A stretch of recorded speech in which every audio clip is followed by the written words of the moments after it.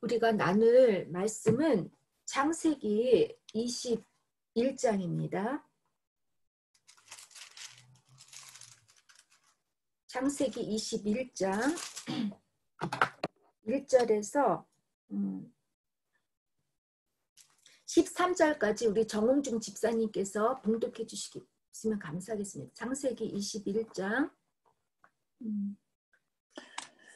여호와께서 말씀하신 대로 사라를 돌보셨고 여호와께서 말씀하신 대로 사라에게 행하셨으므로 사라가 임신하고 하나님이 말씀하신 시기가 되어 노년에 아브라함에게 아들을 낳으니 아브라함이 그에게 태어난 아들 곧 사라가 자기에게 낳은 아들을 이름하여 이삭이라 하였고 그 아들 이삭이 난 지 8일 만에 그가 하나님이 명령하신 대로 할례를 행하였더라. 아브라함이 그의 아들 이삭이 그에게 태어날 때에 100세라. 사라가 이르되 하나님이 나를 웃게 하시니 듣는 자가 다 나와 함께 웃으리로다.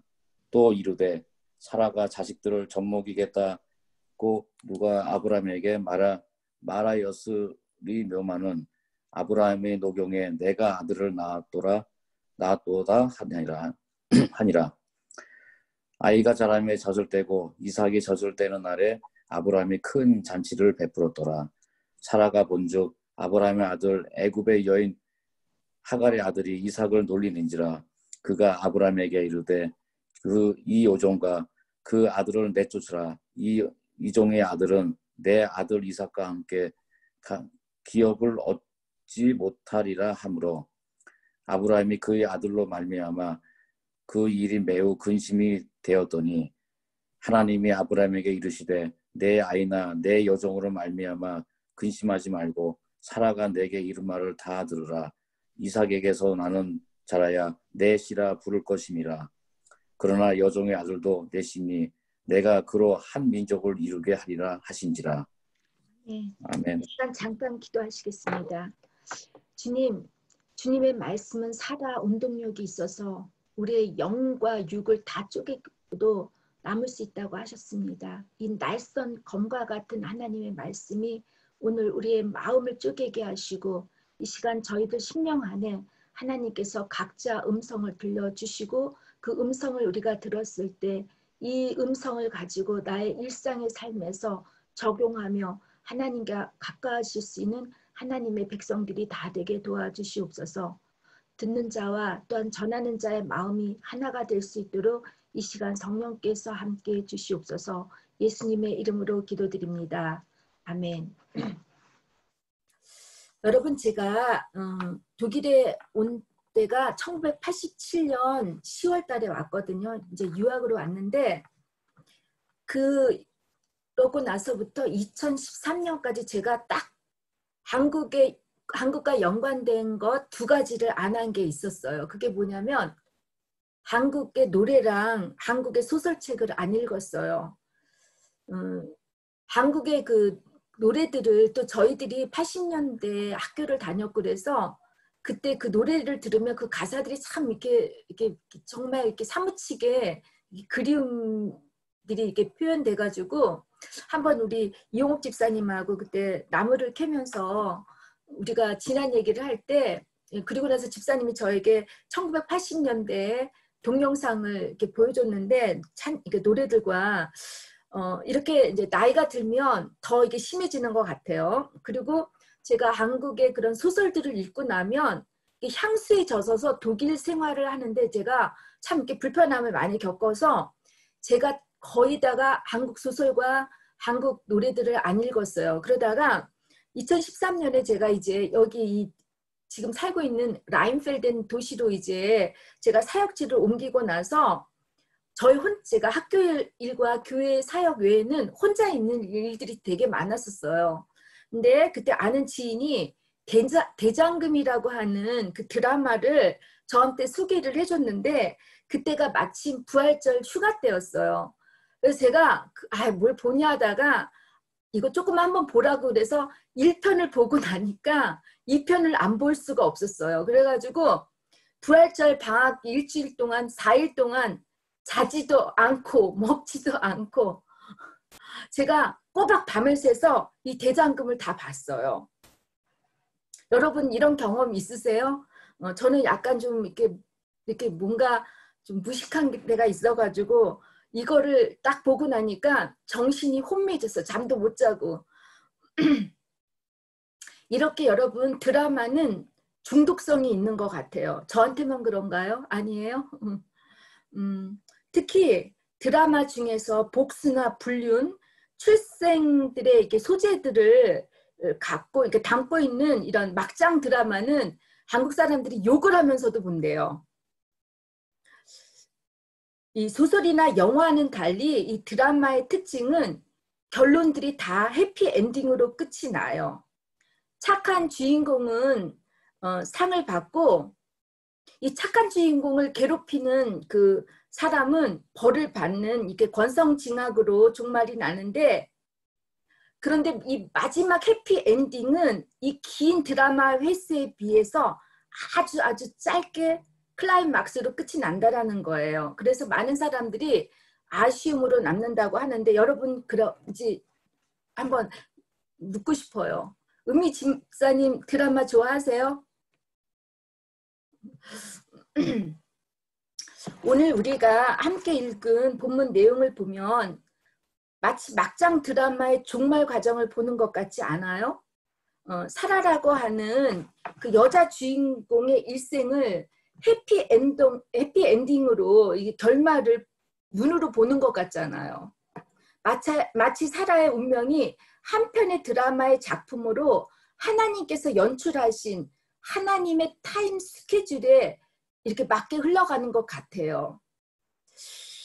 한번 여러분 생각해 보세요. 여러분의 삶을 10부작, 10회의 드라마로 한 60분짜리 10부작으로 영화나 드라마를 찍는다고 하면 여러분 어떠세요? 여러분이 지금 극장을 갔는데 극장에서 보는 그 영화가 여러분의 비오그래피, 여러분의 삶을 지금 표현한다면 여러분 어떻게 하나님께서 연출하실지 한번 생각해 보시고 화요 기도 모임에 이 참석하시는 분들은 이 기도 모임에서 한번 나눠보시고 이 참석이 어려운 분들은 한번 일주일 동안 생각해 보시기를 주님의 이름으로 부탁합니다. 제가 나이가 들면 들수록 인간의 뜻과 의지대로 선택할 수 있다고 하는 이런 자유의지론 쪽보다는 점점 하나님의 섭리에 따라 모든 세계의 질서도 한 인간의 삶도 움직이고 있겠다 싶은 이런 예정론까지는 아니지만 하나님의 예정하심에 마음이 기울이게 돼요. 제가 감리교 신자이기 때문만은 아니지만 제가 어렸을 적에는 늘 자유의지론에 많은 공감이 갔었는데 요즘은 예정론자는 아니지만 그래서 저는 예정 자유론자라고 이렇게 저를 이렇게 말하고 싶은데 하나님의 큰 밑바탕에서 내 자유대로 선택할 수는 있겠지만 결국은 하나님의 섭리 안에 하나님의 타임의 스케줄에 제 삶이 있겠다 하는 그런 마음이 들었습니다. 창세기 11장에서 25장까지는 족장 아브라함에 대한 이야기입니다. 아브라함이 지금까지 드라마의 주인공이었다면 사라는 조연으로서 살았던 삶이었어요. 그런데 하나님께서 가장 드라마의 하이라이트인 이 이삭을 낳는 과정, 바로 오늘 우리가 읽은 본문 말씀에 사라가 주인공으로 역반전하게 하시는 연출을 의도하셨다는 게 참 저는 놀라워요. 어떻게 하나님께서 이 사라를 주인공으로 연출하셨는지 그 의도가 무엇인지 여러분과 함께 본문 말씀을 묵상하면서 사라의 일생을 우리가 드라마 보듯이 한번 살펴봤으면 좋겠습니다. 첫째 장면은 사라의 운명은 기다림에 관한 것입니다. 아브라함을 통해 자식의 축복을 받을 것이라는 하나님의 약속을 들었을 때 사라의 나이는 65세였어요. 이삭을 낳는 지금의 나이는 90세니까 총 25년의 시간이 걸렸습니다. 사라가 당시 아브라함과 결혼했을 때 나이가 한 13살에서 15세로 계산을 하다 보면 이삭을 낳기까지 그녀는 거의 일평생 75년을 기다렸다는 거예요. 그렇다면 연출가이신 하나님은 왜 이토록 사라를 오랫동안 기다리게 하셨을까요? 하나님의 모든 자녀는 반드시 기다림의 인내의 훈련을 통과해야 합니다. 애굽의 종, 죄의 노예에서 살았던 이스라엘 백성이 애굽에서 출애굽해서 가나안 땅에 도착하기까지 이 무려 40년의 시간이 필요했습니다. 이 길고도 긴 시간 속에 이들이 광야에서 받아야 했던 것은 하나님의 영적 자녀, 이제 종이 아니에요. 이제 주인으로서의 이 자녀가 되기 위해서는 남이 해주는 것, 종은 남이 다 해줘요, 책임을. 그러나 주인이 된 사람은 자기 스스로가 해야 하기 때문에 노예가 아니라 죄의 노예가 되지 않고 이제 영적 주인이 되기 위해서 이들은 고난의 훈련을 받아야 했던 것처럼 기다림의 훈련을 통해서 하나님의 자녀, 영적 자녀가 될 수가 있는 것입니다. 하나님의 약속인 사라가 믿음의 조상, 열국의 어머니가 되기 위해서는 반드시 하나님께서 허락하신 이 기다림의 훈련이 필요했습니다. 기다림의 훈련의 도구는 여러분 너무 슬프게도 고난입니다. 사라의 인생을 한번 생각해 보세요. 당시 고대 근동법으로 볼 때 아이를 낳지 못하는 여자는 여자로서 인정받을 수 없었고 집안의 수치였어요. 여성은 아이를 낳음으로써 아내로서 어머니로서의 정체성을 갖는 것인데 그리고 자신의 위치를 확고해야 할 수 있는 것인데 그렇지 못했던 그 사라의 삶은 어땠어요? 아이를 낳지 못한다는 그 죄책감으로 말 한마디 못하고 쓴 웃음으로 살았던 여자였습니다.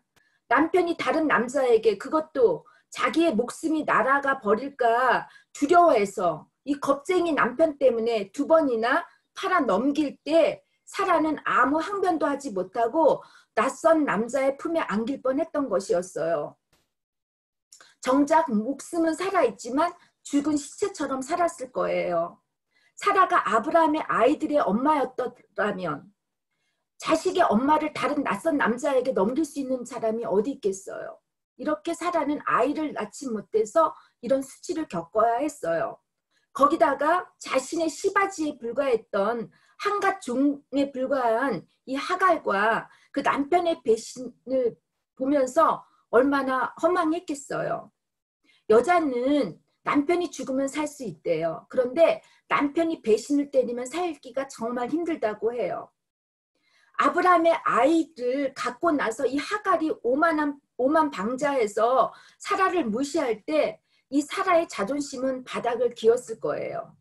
이처럼 사라는 일평생 아이를 낳지 못하는 그 문제로 가슴 아픈 고난의 훈련을 받아야 했습니다. 영적 아들인 이삭을 낳기까지 고난의 훈련을 받음으로써 사라는 비로소 인간의 힘으로 가능할 수 없는 것들이 하나님께는 모든 것이 가능한 것을 알았고 하나님께서는 인간의 힘이 다 빠질 때 일하시는 분임을 깨달았을 것입니다. 또한 기다림의 훈련에는 하나님이 하시는 일들을 눈으로 보고 믿음으로 하나님의 전지전능하심을 고백하게 하시기 위함입니다. 5절에 보니까 아브라함이 그의 아들을 낳을 때 나이가 100세라고 했고 7절에 사라가 젖을 먹이기에 너무 많은 나이라는 것을 언급한 것을 보면 하나님이 하시지 않고서는 아들 이삭을 전혀 낳을 수가 없고 젖을 먹일 수 없다는 것, 이 불가능한 것이 내포되고 있다는 것입니다. 이 말씀에 폐경이 된 여성이 90세 아이를 낳는다는 것, 처녀의 몸에서 예수가 태어난다는 것을 우리가 어떻게 이성적으로 이해할 수 있고 과학적으로 증명할 수 있겠어요. 여러분, 앞으로 과학이 더욱더 발달해서 이 인공수정의 기술로 아마 여성의 나이가 아마 지금도 가능할지 모르겠는데 90세에 아이를 낳게 할 수 있을지는 몰라요. 그러나 인간의 목숨은 하나님의 손에 달려있기에 90세 나이에 아이에게 젖을 먹이고 키울 수 있을지는 참 회의적입니다. 하나님께서 하시는 일은 우리의 이성적 사고 체계에서 이해되고 과학적으로 증명될 수 있는 일이 아닙니다. 어떤 자연적 현상으로도 설명이 가능한 것이 아닙니다. 인간의 한계와 영역을 뛰어넘는 초자연적인 일을 하시는 분이 하나님이심을 믿음으로 고백하기까지는 이렇게 기다림이 필요합니다. 그래서 믿음으로 보고 믿는 것, 그러니까 믿음은 보고 믿는 것이 아니라 믿고 볼 수 있어야 되는 것입니다. 기다림의 신앙의 훈련에는 인간적으로 불가능한 것이 하나님께는 모든 것이 가능한 것을 믿음으로 볼 수 있고 고백하시는 여러분이 되시기를 바랍니다. 기다림은 믿음의 훈련이기에 이 훈련의 낙오가 되지 않기 위해 날마다 주님을 의지하고 주님을 신뢰하시는 여러분이 되시기를 주님의 이름으로 축원합니다. 또 기다림의 훈련에는 하나님의 속성, 하나님을 알기 위함도 있습니다. 사라의 씨에서부터 예수가 태어날 때까지 오랫동안 하나님도 기다리셨습니다. 지금도 하나님은 우리를 기다리고 계십니다. 하나님의 속성을 잘 알 수 있는 대표적 말씀 여러분 다 아시죠? 탕자의 비유. 기다리시는 하나님, 집 떠난 아들이 아버지의 집으로 돌아오기까지 오래 기다리시는 이 아버지가 바로 우리 하나님 아버지심을 깨닫기 위해서 우리도 기다림의 훈련이 필요하다는 것입니다. 둘째는 사라가 하나님의 약속을 잊지 않고 아내의 자리를 지킨 장면입니다. 사라가 믿음의 조상, 열국의 어머니가 될 것이라고 하는 하나님의 약속을 잊지 않고 아브라함을 떠나지 않고 아내의 자리를 잘 지켰을 때 하나님께서 그녀를 아브라함의 아내로서가 아닌 독립된 하나님의 백성으로서 들어 올려주십니다. 본문 21장 1절에 보면 사라를 아브라함의 아내로서 정체성을 부여하지 않고 독립된 사람, 사라의 이름으로 시작합니다. 또 3절에 보니까 이삭을 낳은 주체자가 아브라함이 아니라 사라로 기록되어 있습니다. 아브라함뿐만 아니라 사라 역시 열국의 어미라고 하는 정체성을 보다 분명하게 드러내주시기 위한 말씀입니다. 창세기뿐만 아니라 성경의 신구약에서 보면 주요 인물들을 낳을 때 아버지 이름이 올라가 있지 않아요. 다 어머니의 이름이 나옵니다. 대표적인 예로 구약 성경에 보면 가인과 아벨이 낳은 엄마 그 하와 이름이 등록이 되었고 신약에서도 마리아에게서 예수가 나왔다고 기록이 되어 있습니다. 모계 사회가 아닌 가부장적인 사회에서 아들을 낳은 주체가 아브라함의 이름이 아니고 사라의 이름으로 올려졌는지 이게 정말 궁금해서 제가 성경 전체를 살펴보았습니다. 그리고 이 이유가 왜 그런지를 알기 위해서 거짓말 안 보태서 3일 동안 제가 이 이유를 알기 위해서 여기저기 주석을 찾아보고 책을 읽고 인터넷을 검색을 했는데도 이에 대한 해석을 어디서도 찾을 수가 없었어요. 그래서 너무 시간만 뺏기고 제가 이 설교를 어저께 하고 오늘까지 이거 교정하느라고 오늘까지 올인하느라고 제가 너무너무 그 3일을 좀 소비한 시간이 좀 아깝기는 했는데 그래도 제가 가만히 묵상하면서 하나님께 지혜를 구했을 때 제 마음에 어떤 마음을 주셨냐면 신명기 7장과 민수기 25장에서 보면은 우상에게 절하는 이방 여인을 며느리로 받아들이거나 아들을 주게 되면 그 아들들이 여호와를 떠난다고 하셨어요. 여자에 따라 이방인의 씨가 되기도 하고 하나님의 영적인 자녀가 된다라는 뜻이죠. 때문에 지금도 모든 유대인들은 어머니가 유대인이면 아버지가 어떤 사람도 상관없어요. 어머니가 유대인이면 모두가 유대인이 될 수가 있어요. 여러분, 우리들의 자녀들이 영적 자녀가 될지 육적 자녀가 될지는 바로 여자들, 우리 어머니의 신앙과 상관이 있다는 겁니다.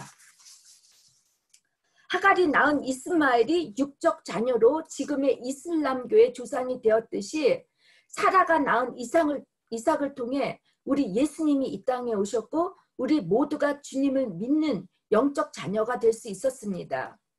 이처럼 믿는 우리들을 통해 우리들의 자녀가 영적 자녀가 될지 육적 자녀가 될지 결정되어진다면 우리가 어떻게 살아야 할지 우리가 믿음 안에서 우리의 자녀를 어떻게 잘 키우고 양육해야 할지 또한 하나님을 믿지 않는 사람들에게 우리들의 책임이 얼마나 중요한지 늘 경각하며 우리들의 말과 행동, 그리고 우리가 믿음이 있는 사람의 이 진실함을 우리가 남들에게 보여줄 때, 또 나도 그렇게 살 때 우리는 정말 하나님께 인정받는, 또한 사람들에게 인정받는 하나님의 영적 자녀가 될 수 있다는 것입니다. 사라가 이삭을 낳기까지 쉽지 않았던 것처럼 우리 스스로가 하나님의 영적 자녀로서 또 하나님의 영적 자녀를 낳고 사는 것이 얼마나 어렵고 힘든지 모릅니다. 그러나 이 모든 일이 가능할 수 있는 것은 여러분, 우리의 힘이 다 빠질 때입니다. 90살이 될 때 무슨 힘이 있겠습니까?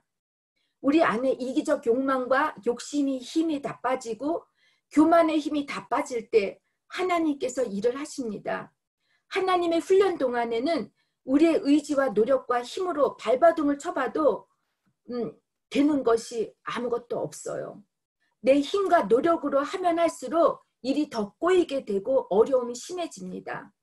오직 하나님만이 하실 수밖에 없다고 그냥 두 손 두 팔 다 들고 하나님의 주권에 맡겨야 합니다. 하나님께 항복할 때 비로소 하나님이 행하시는 기적과 같은 초자연적인, 초인간적인 일들을 여러분 경험하실 수 있습니다. 믿습니까? 믿으시면 손 좀 들어주세요. 피드백이 없어서 저 혼자 떠드는 것 같아서 좀 그래요. 감사합니다. 오늘 이 자리에 계신 분들 중에 아직 결혼하지 않으셨거나 아이가 없으신 분들, 그리고 하나님을 믿지 않는 남편, 아내를 두신 분들은 영적 자녀를 낳는 일이 이렇게 매우 어렵고 힘든 일들을 아시기 바라요.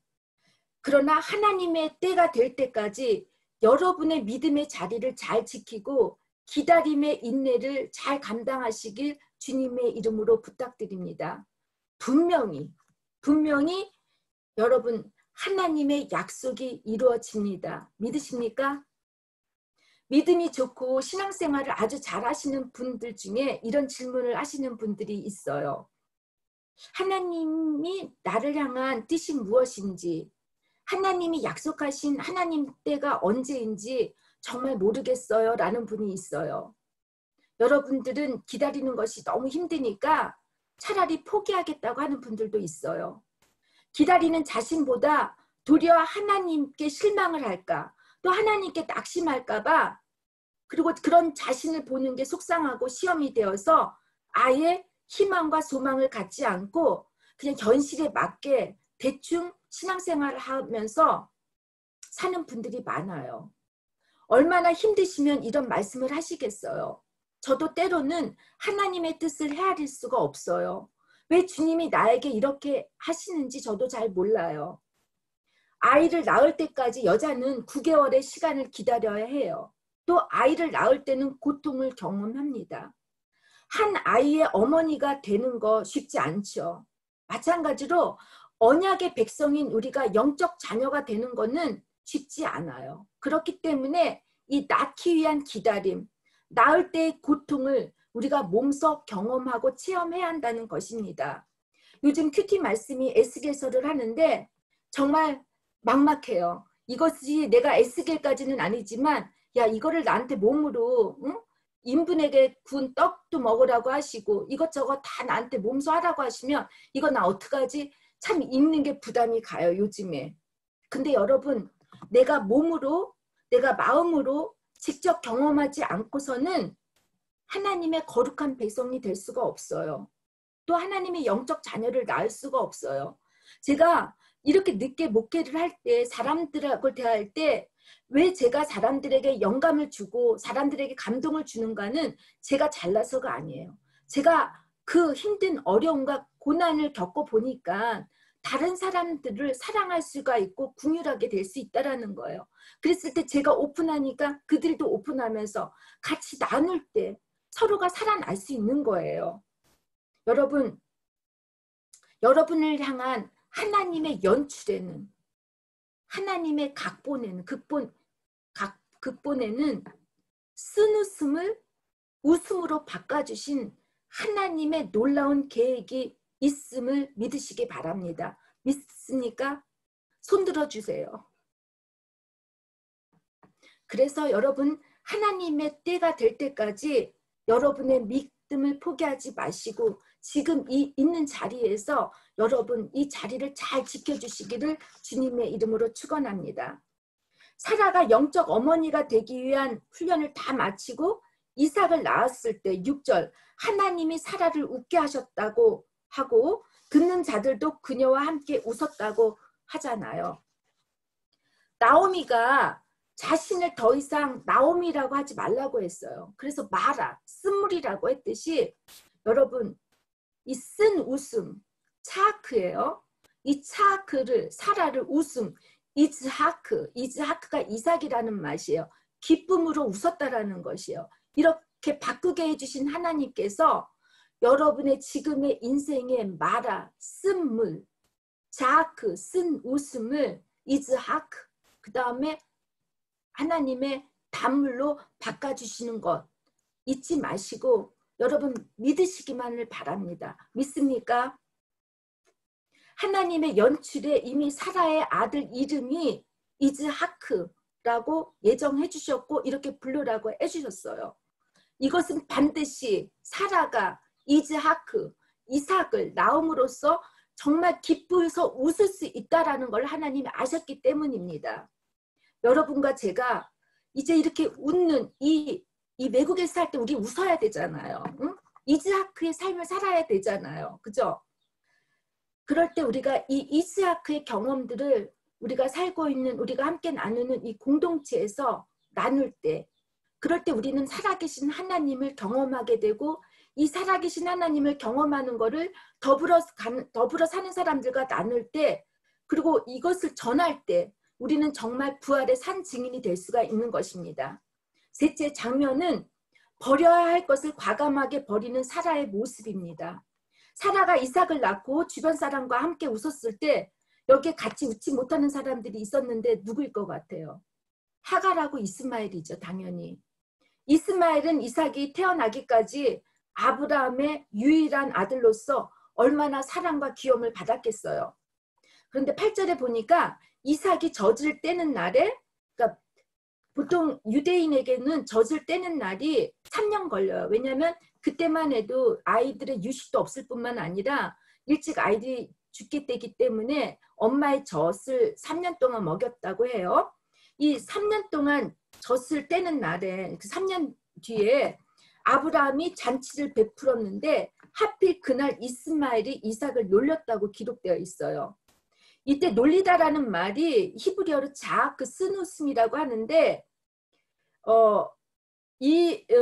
이때 이스마엘의 나이가 17살이에요.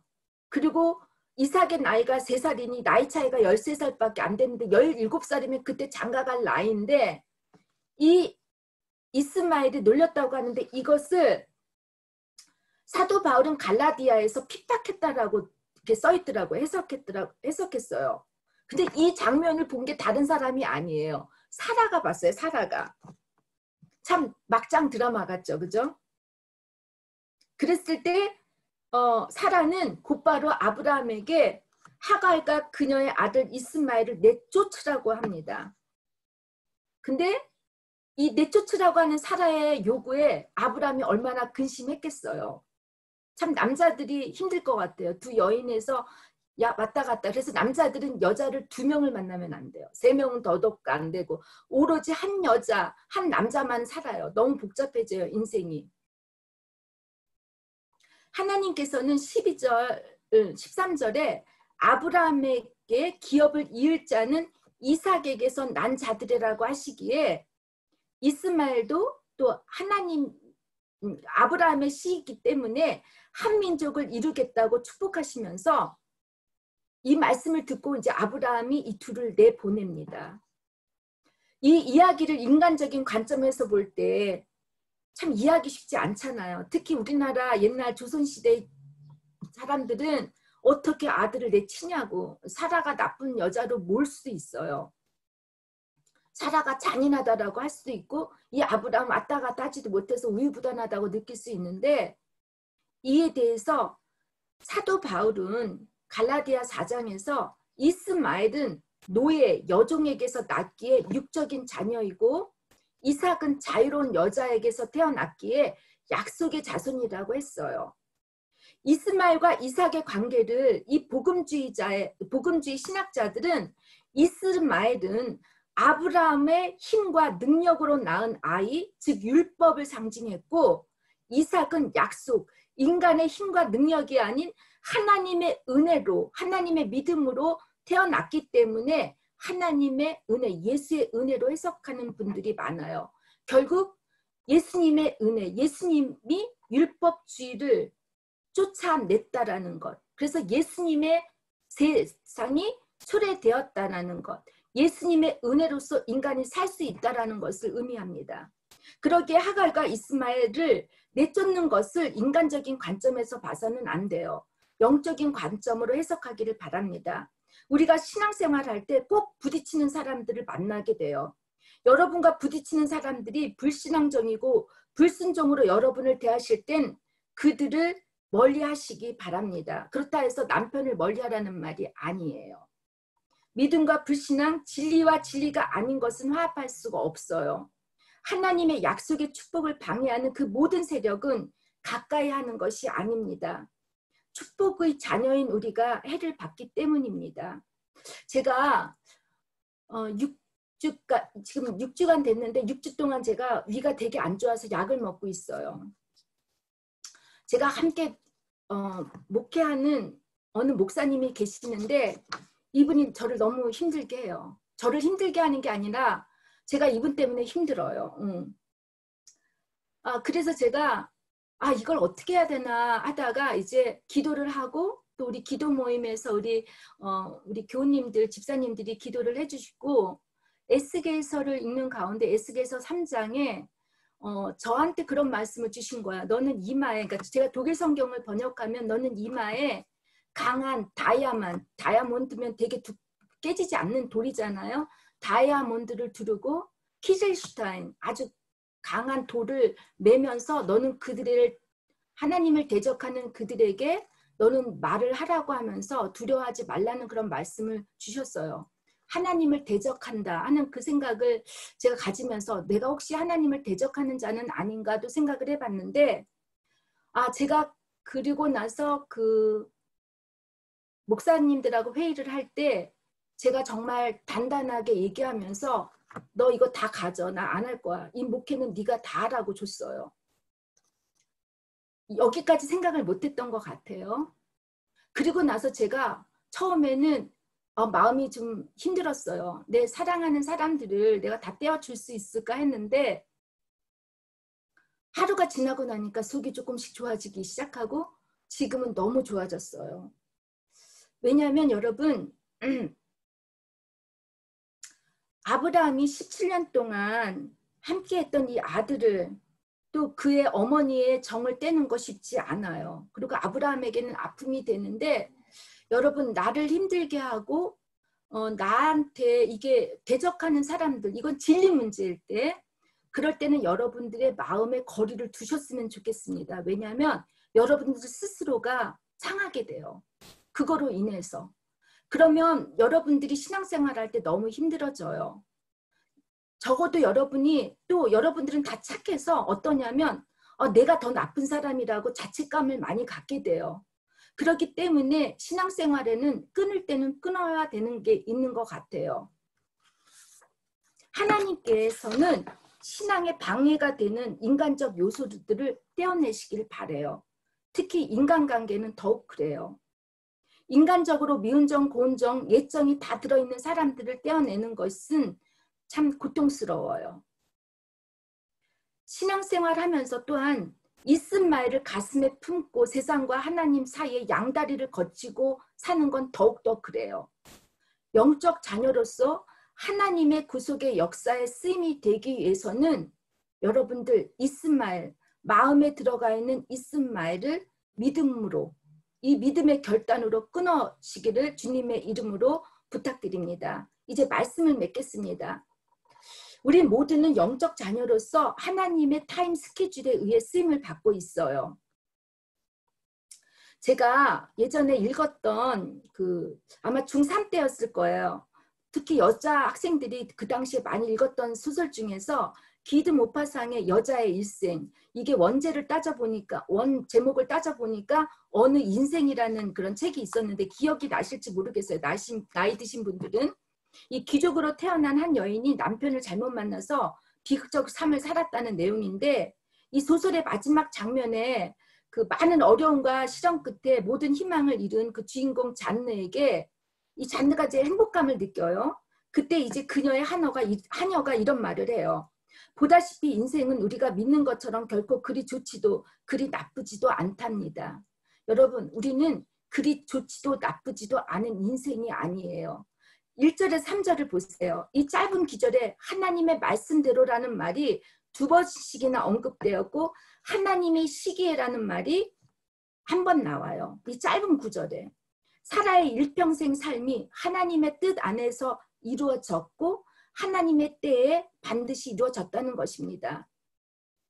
그러나 하나님께서는 어떠신 분이냐면 그녀가 알지 못할 때도, 그녀가 느끼지 못했을 때도 하나님은 보이지 않게 일하셨고 하나님은 그 말씀대로 그 사라를 돌보셨다라는 것입니다. 여러분, 여러분께 행하실 하나님 지금은 눈에 보이지 않아요. 지금은 느끼지도 못해요. 그러나 하나님은 여러분들을 위해서 일하시고 하나님의 타임의 스케줄에 여러분들이 주인공이 되셔서 쓴 웃음을 기쁨의 웃음으로 바꿔주실 그 하나님을 기다리면서 이번 주 하나님을 여러분 찬양하시는 한 주가 되시기를 주님의 이름으로 부탁드립니다. 우리 다 같이 기도하겠습니다. 능치 못하심이 없는 하나님 감사합니다. 우리가 어떻게 하나님을 볼 수가 있겠습니까? 믿음이 아니고서는 하나님이 하시는 일을 경험할 수가 없고 느낄 수도 없습니다. 저희들을 위해서 쉬지도 졸지도 않으시고 일하시는 그 주님을 하나님 우리 믿고 주님이 우리에게 주실 그 이스하크, 그 기쁨의 웃음을 우리가 경험하는 것을 희망하고 소망하며 잘 지금 있는 자리를 지키고 살아갈 수 있도록 저희들을 돌보아 주시고 인도하여 주시옵소서. 감사하고 예수님의 이름으로 기도드립니다. 아멘. 이제 우리 다 같이 죄송해요. 오늘은